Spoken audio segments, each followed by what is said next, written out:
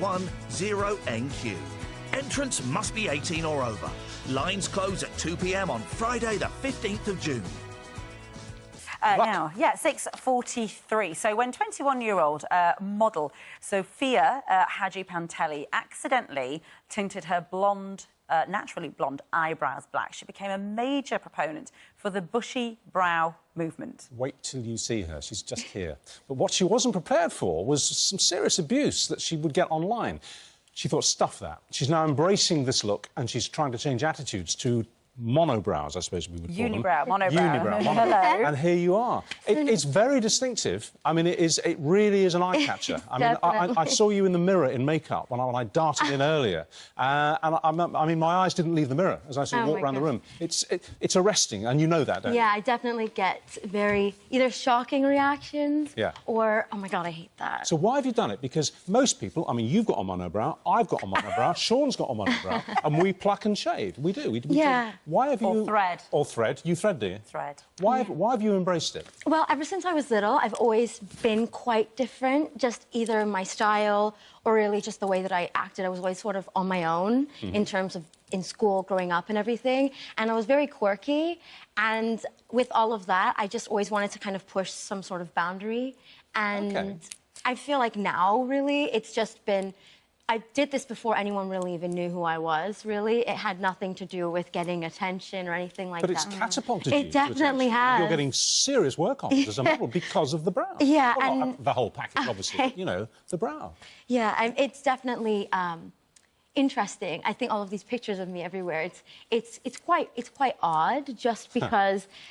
I think it's so simple for anyone, really, to just do it. But then you think I guess it really isn't that simple. And in a way, it's interesting, isn't it? Because what are you saying by not conforming? What is your message, in a way, if you have one, about female beauty? I guess ultimately. Yeah. So I've always said that I'm not really attached to anything on my body, really. I've always been known to change my look, to do whatever I really wanted. And I guess that sort of stubbornness or rebelliousness, I guess you could say, has just made me really want to just literally do what I want. It's not about being in a box. In this country, I think we'd probably say you were a bit eccentric. Yeah. And I don't mean that in a negative way, but you're just a bit eccentric. For sure. You know, you plough your own furrow. Which part of America are you from? So I'm from Maryland. Maryland, okay. Yeah, it's quite conservative, an area, which was is quite difficult for me growing up. So you don't live in the UK? No, I don't. You live there. And what are you doing over here at the moment? So I'm visiting my grandma, my family, and I'm doing some work as well. And how have you found the difference, maybe there is no difference, in reaction, like on the tube, you know, on the street and all the rest of it, in restaurants, from England to Maryland? Is it different? Is there a qualitative difference in the way people react to you? Yeah, so I tend to compare Maryland to New York in terms of just because New York, I think, is a bit more similar to London than Maryland. There's so many more different people here, I think. In Maryland, I grew up with a lot of people that looked quite similar. So if you did look different or dressed differently or even spoke or acted quite differently, you really stuck out like a sore thumb. And it wasn't... I think it's never a sore thing, really. It's always a great thing to stand out. And why'd you... Sorry. No, I mean, have you ever... I mean, when you were a teenager or at any point, have you shaped your eyebrows and done the whole thing? Yeah, definitely. I always say this isn't my unibrow movement. It's really not about just letting everything go. If you want to, that is totally what you can do. For me, it's really just about doing whatever makes you happy. And this is you before, is it? Yeah. So, yes. Oh, my mom took that. I must say that when I saw pictures of you yesterday in our production meeting about today's show, I did have not an intellectual negative reaction, but almost a physical negative reaction. Really? I kind of withdrew. I just withdrew a little bit. And when I glimpsed you this morning, the same thing. I felt my muscles tightening up a bit. But now I've sat opposite you for a couple of minutes. All that's gone. Yeah, that's what my brother says. Really? He's like, Sophia, I feel like after 4 or 5 seconds of someone just looking at you, they just ignore it. It fades away. Yeah. Yeah. And I just think it has to do with that initial shock factor that people need to sort of get over. And why do you think it's getting you modelling work? I mean, we've got all these pictures of you here. These are all professional shots. Yeah, I think it's because a lot of people don't really look the way I do. I'm hoping that more people will, obviously. It's interesting because I thought, you know, when Dua Lipa obviously is huge at the moment, she has very strong... Who's that? Who? The pop star Dua Lipa. Oh, right, yeah, right. She doesn't have the unibrow, but she certainly has that very strong presence, if you like, you know, the very dark eyebrows. And it also reminded me of, was it Nicole Kidman who went... Julia Roberts, that's what it was. Yeah. She went to a film fair and she purposefully didn't shave under her arms and went like that. It is making a statement, is it, about, listen, we know what women are expected to do, expected, you know, in inverted commas.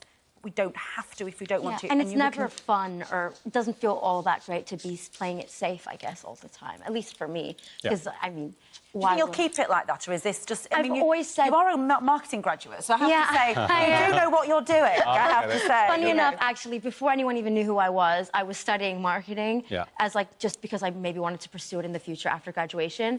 And now when I tell people that I'm a graduate marketing, they're like, oh, I see what you were doing there. All right. But you're like your own guinea pig in a way. You've sort of seen, but that being different can get you a... Well, listen, we kind of went into the computer and we got our mascara wands out, and this is what we would look like like if we were you. So, OK, let's have a look. Ranvir, this is you. I love it. Oh, actually, I quite like that. What do you think? Is that amazing? You didn't recognise yourself. That's you, you daft bugger. You have to use my hashtag. Pretty good. Let's have another one.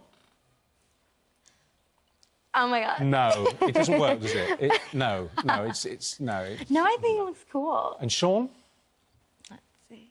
That works. That's nice, Sean. Yes. That's strong, yeah. No, I mean, what would you, in terms of, you know, sort of young girls' body image, what beauty really is, and, you know, we had Kim Kardashian, we're talking about Kim Kardashian, you know, there is such a confusing message, I think, at the moment of what empowering women really means. And I think that it almost can mean anything, which is also good. But what does it mean for you? I mean, is it about more than just the hair on your face? I really think, for me, it's about being able to walk outside on a busy street in London with something that I know people will have negative, positive, shocking, cringeworthy, uncomfortable reactions to, and still being able to be strong with who I am and just walk down the street, because at the end of the day, I left my house loving the way I look, and to just try to be really, obviously, true to who I am. Well, listen, if anyone else abuses you on Twitter or anywhere else, don't allow them to browbeat you.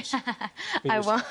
Thank you so much. You've been building up to that one. You've got to let him have that one. But no, it's lovely to meet you. Fascinating. Thank you very much. Thank you so much for having me. And good luck. You get lots more work. Thank you. Good stuff. All right, still to come on Good Morning Britain. Ian Lee is sitting in for Richard, and Ian, Serena Williams is being a superhero to new mums. This is true. Serena Williams has been wearing a catsuit, and she says it makes her feel like a superhero. There's a medical reason as well, but they've given me tennis balls in a tennis racket in a very... Oh, geez, I'm sorry. In a very tiny room. So we'll have that and Spandau Ballet talking about them. They won't be here after the break.